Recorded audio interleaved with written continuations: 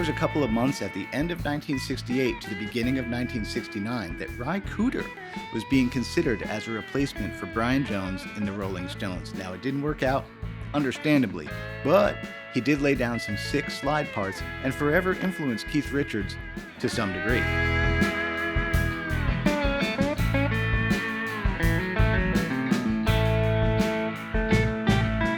I'm Eric Haugen. Check the description box below for tabs and backing tracks on my website, information about exactly what sound tools I'm using today, live streams and more on Patreon, and my deep dive courses, and the tab walkthroughs for all the little licks I played today. That's going to be the second half of the video.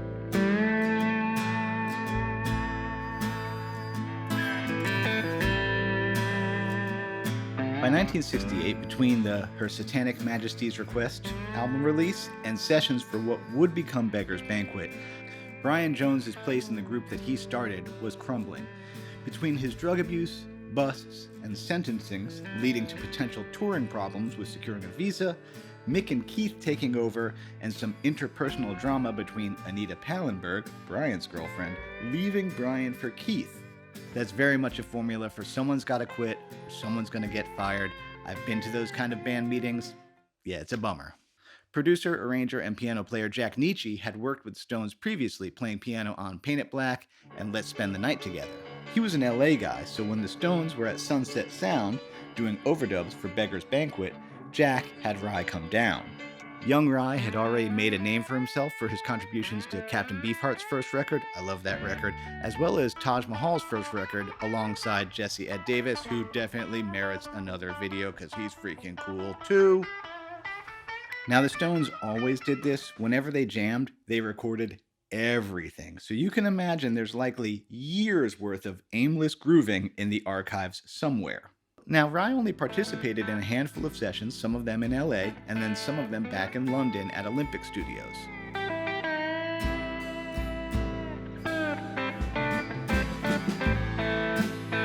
Now, here's the gossip. I don't really know what happened. Only the people that were there know what happened, but apparently, Ry walked in, set up his gear, started playing. Mick and Keith step out and go, oh, we're going to have a smoke. And they just never came back for hours and apparently had tape running while Ry was just riffing in open G, just kind of playing through all sorts of stuff. Some of those riffs may have turned into Honky Tonk Woman. Some people would say, no, Keith Richards would have come up with Honky Tonk Woman. He would have figured out all those open G riffs on his own. That's totally possible. Keith Richards is freaking awesome. But the other side would say, no, he totally lifted it from Ry Cooder directly from listening back to the tape. Here's what I think. If I was sitting across the room from Ry Cooder and watched him do that stuff, which again, he didn't invent that. That comes from, Robert Johnson's Son House. That goes all the way back to the beginning. Ry's really good at it. But watching him definitely would have given me some ideas of like, oh, so you can be in an open tuning and start to fret some things. It's not just for slide. It definitely would have influenced me. How much Keith owes to Ry, people are going to argue about it in the comments regardless. I don't know. Here's the songs we know for sure Ry played on. That's Ry on mandolin on Love in Vain. That's Ry on Sister Morphine. That's Ry on the soundtrack version of Memo from Turner. There's even a sort of bootleg record from that period, Jamming with Edward, that gives a little glimpse of what the Stones would have sounded like with Ry. It's very likely that he used his 1967 Strat that he got as an endorsement deal when he was with Captain Beefheart. That Strat has been modded twice, once to have a P90 put in the bridge position, and later further modded to be the first Coodercaster. But I don't think any of those mods happened till like the mid-70s, so I think we're hearing stock pickups on those recordings. String-wise, they could be flat wounds, definitely sounds like it on Sister Morphine. The way the low E and A strings sort of fart instead of scrape is a giveaway. One of the things I really like about the 60s Ry sound is how bright and glassy it is. Speaking of glass, I've only ever seen Ry with a heavy wall, glass slide on his pinky, and a clear thumb pick on his hand. In later years, he ditched the thumb pick, but I think he used one in this early era. Well, that's what I know. Let's check out those licks. Let's start with Memo from Turner. It's the easiest one. I'm in open A tuning. It's likely that Ry used open G with a capo too. I prefer to use open A so I can get a little more resonance and action. But Ry is the master. I am just a YouTube guy. So, you know, if you want to do it with a capo, you know, just move everything 2 frets higher. And then this little lick. Must point out the blocking on that lick. So when I came down to this note here, somebody's got to stop those other strings. So, and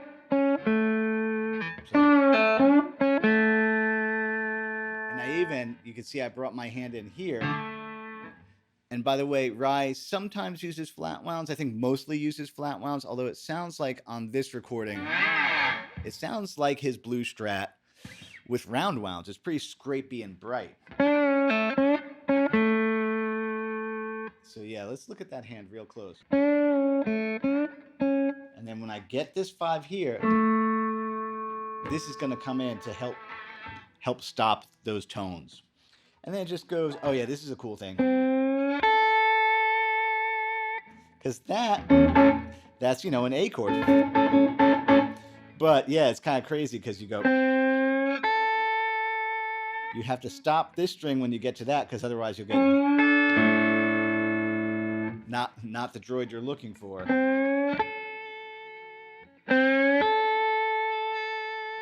And then,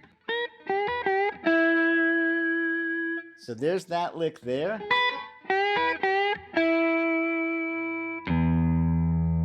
So we're still on an E.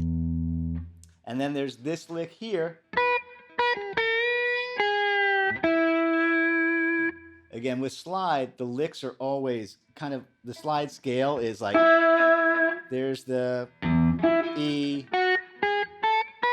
Everything's behind the slide. So a lot of licks end up being like,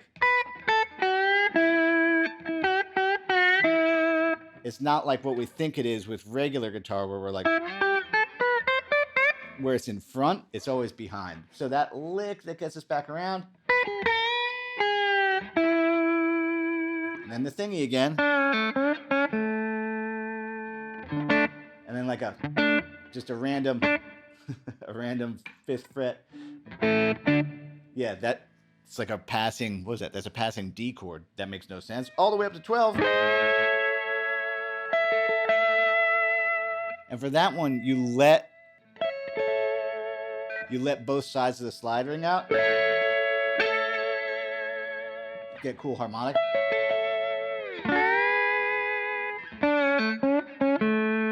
That lick again. And then, yeah, very much sounds like Honky Tonk Woman. What is that? And this is another thing with Ry. Sometimes when he's down low doing hammer-ons, he's doing slides. Sometimes he's doing fingers. It's anybody's guess at any given time which one it really is. And then this is definitely an overdub. It's a different guitar sound going. With this stuff, there's no way that you can get it exactly like Ry, and there's no way that Ry will get it the same way twice. So let's just try and get the spirit and most of the technique.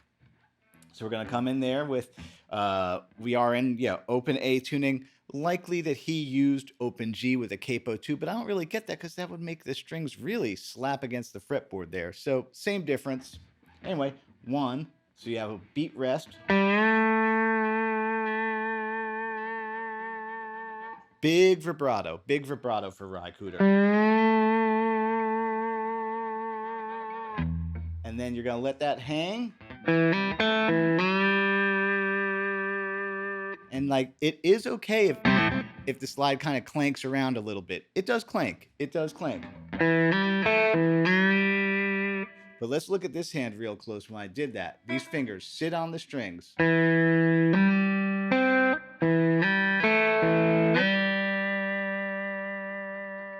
That's the thing with slide. If I don't block, if I just pick those, it's not the end of the world, but that's not what Ry is doing.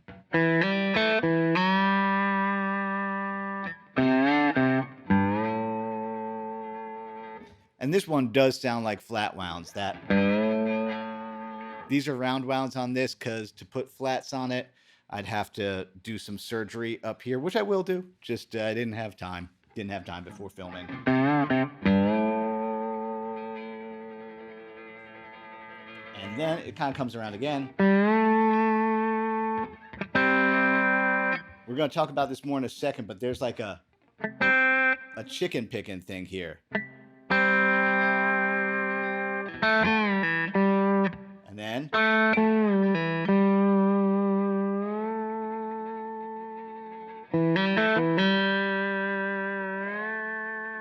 And then we're in the verse, so we got where am I going? I'm going up to a G chord. So again, anything around here. Maybe up here. Slide back to an F chord. And then this is kind of neat. You could phrase this however you want. Let's make it into...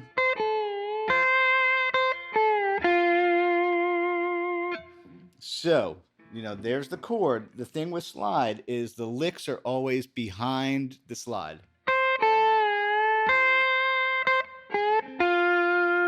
You can do it without blocking.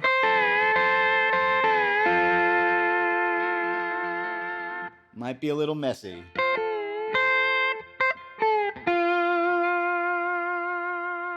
And then going down from the F to the E. You hang on and back up to the F. And this is one of the coolest licks in it. On a chord, any open tuning, if you're on the chord, there's usually the option for a 7th chord. 3 frets higher. And so yeah, you're on this F.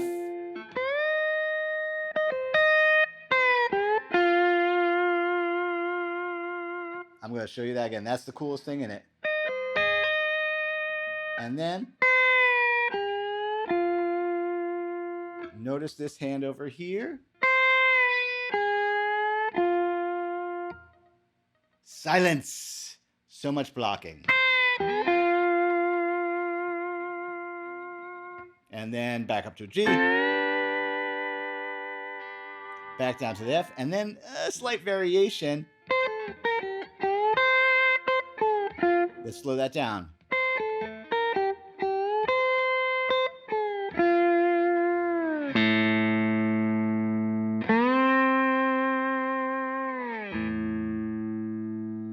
So that's like the interlude and the verse.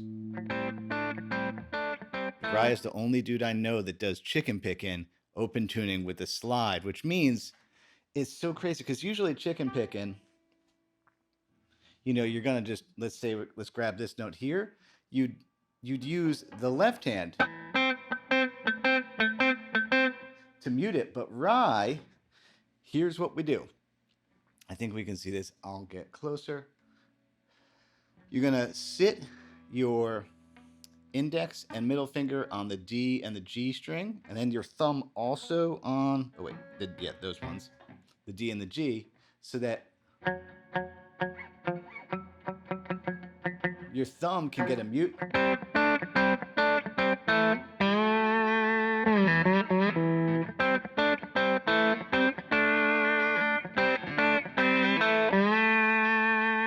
I've never seen anybody else do that. That's so sick. But anyway, all right, let's look at this little kind of, this is chopping up kind of that vamp section, some of the licks. So let's see, we got a,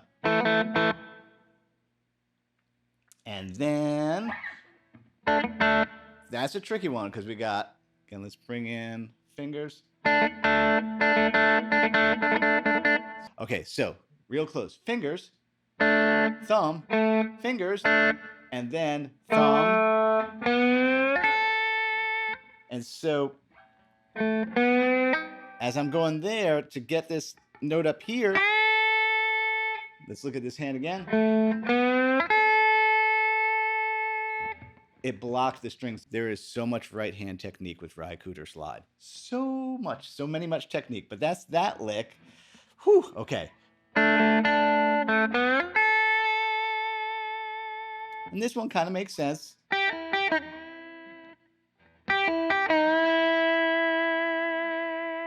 And And then here's a real cool one. So, oh. And there's that mute, so.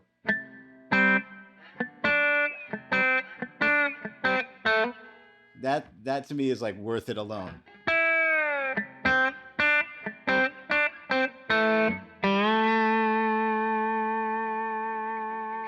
And variations of that. They're all like, it took me a long time to figure out.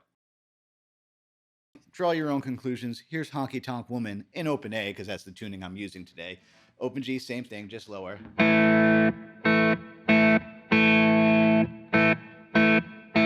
And then the cool.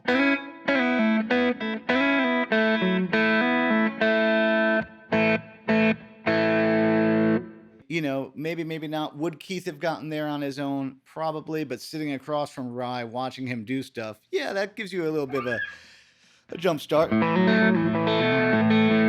If you enjoyed this video, please like, subscribe, and share. It costs you nothing, and it helps me out a lot when people do that. One more time, how my business works. Patreon is where there's every backing track I've ever made, live Q&A seminars, and more. I update that every week, and I also make comprehensive deep dive courses. You can check it out on my website.